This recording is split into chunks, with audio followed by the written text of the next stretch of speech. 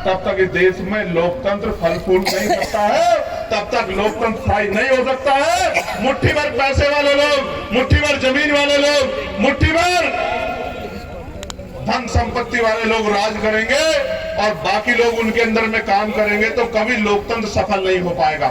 इसके बाद क्या परिवर्तन हुआ आपको पता है? इसके बाद ये परिवर्तन हुआ कि कमजोर वर्गों को वोट का अधिकार मिला। मैं आपको और जानकारी देता हूं, उन 80 लाख वोटर में एक भी महिला नहीं थी, किसी भी धर्म की, किसी भी जाति की। उन 80 लाख लोगों में सिर्फ पुरुष थे और पुरुष भी सामान्य जाति के थे और सामान्य जाति में भी जो संपन्न थे। उन संपन्न जाति के, सामान्य जाति के लोग वोट करते थे। आप महसूस करके देखो, अमीर अगर वोट करेगा तो गरीब को करेगा या अमीर को करेगा? बताओ आप मुझे, किसे करेगा?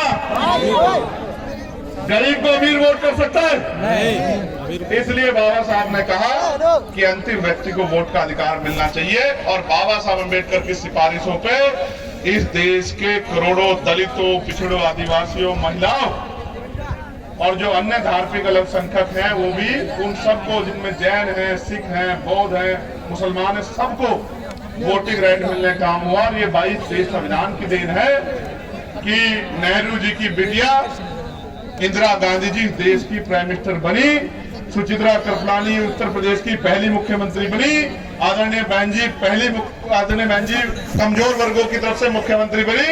ये अगर किसी तरह संभव हुआ है तो ये बाबा साहब अम्बेडकर के संविधान में जो वोट का अधिकार है उसकी वजह से संभव हुआ। और बताता हूं आपको, क्योंकि आज ज्ञान का जो सागर है उसको आपके बीच तक लेके आना। इन सब चीजों में ये जो वोटिंग राइट मिला, ये पहले 21 साल के लोगों के लिए था, फिर इसमें परिवर्तन हुआ, 18 साल के व्यक्ति को वोटिंग राइट मिला। तो आपको वोटिंग राइट कहां से मिला पता लगा आपको? संविधान से। किसने दिलाया आपको वोटिंग राइट? किसने दिलाया? अगर बाबा साहब ना दिलाते तो एक बात याद रखो, आज लोकतंत्र है, वोटिंग राइट है, तो आपके घरों की दीवारें पक्की नहीं है। अगर आपसे वोट का अधिकार छीन लिया जाए तो मैं लिख के देता हूं, आपकी बस्तियों में कोई नेता पैर रखने के लिए नहीं आएगा। आज मेरी बात को आप एफिडेविट लेके लिखो। ये वोट का अधिकार है जो बड़े बड़े कुर्ते वाले, बड़ी बड़ी गाड़ी वाले, बड़े बड़े बंगलों वाले, राजा महाराजाओं के बच्चे हमारी गलियों में, हमारी बस्तियों में आते, हमारे पैर छूते हैं, हमारे पैरों को हाथ लगाते हैं, हमारी माँ बहनों से अपने सर पे हाथ रखवाते हैं, हमारे बीच में बैठ के खाना खाते हैं, झूठे भाईचारे का दिखावा करते हैं और सिर्फ इसलिए आते हैं कि इनकी वोट हमें मिल जाए और इनकी वोट लेके हम लोग राजा बन जाए। इस देश में कब तक कमजोर वर्गों के लोग लुटते पिटते ठगे जाते रहेंगे, इसका फैसला आने वाली पीढ़ी को करना। प्यारे साथियों, इस देश में पिछड़े वर्ग के लोगों के लिए काका कालेकर आयोग कमीशन बना। काका कालेकर आयोग से पहले जब 1931 में गणना हुई थी तो 52% पिछड़ा वर्ग था। कितने परसेंट? 52%। काका कालेकर आयोग की रिपोर्ट आई, केंद्र की जो सरकार थी कांग्रेस की, उसने कचरे के डब्बे में फेंक दी।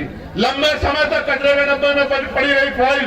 फिर उसके बाद मंडल कमीशन बना और उससे पहले सरकार ने झुंझुनू देने के लिए पिछड़े वर्ग आयोग की बात कही, लेकिन कभी उसको संपूर्ण नहीं किया। फिर इस देश में मंडल कमीशन बना और मंडल कमीशन की सिफारिश लागू हुई और मंडल कमीशन जब लागू हुआ, सिफारिश लागू हुई, 2 सिफारिशों से ये तय हुआ कि 27% रिजर्वेशन ओबीसी के भाइयों को मिलेगा। और कई प्रदेश ऐसे हैं, लोकतांत्रिक व्यवस्था है, हमारी संख्या है, लेकिन उसके बावजूद भी कई प्रदेश ऐसे हैं जहां आज तक भी 27% कॉन्स्टिट्यूशनल रिजर्वेशन नहीं मिलता। मध्य प्रदेश में अभी भी 27% मिल जाए, इसकी लड़ाई लड़ रहे हैं।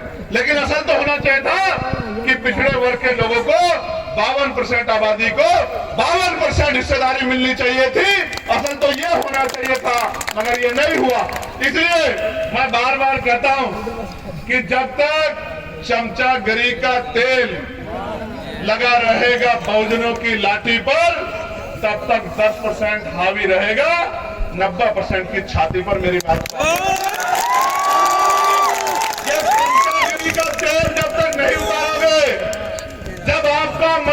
कमीशन का आंदोलन चला, जिसकी 2 सितंबर से लागू हुई, तब इस देश में धार्मिक यात्रा निकाल के कमंडल की आपके पूरे आंदोलन को कुचलने का काम इस देश में जो लोग राजकाज में बैठे उन लोगों ने किया, और आप लोग आपस में लड़ते रहे।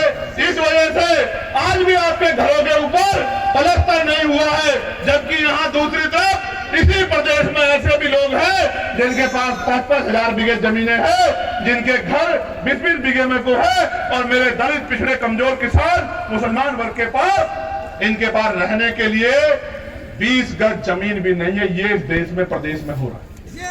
प्यारे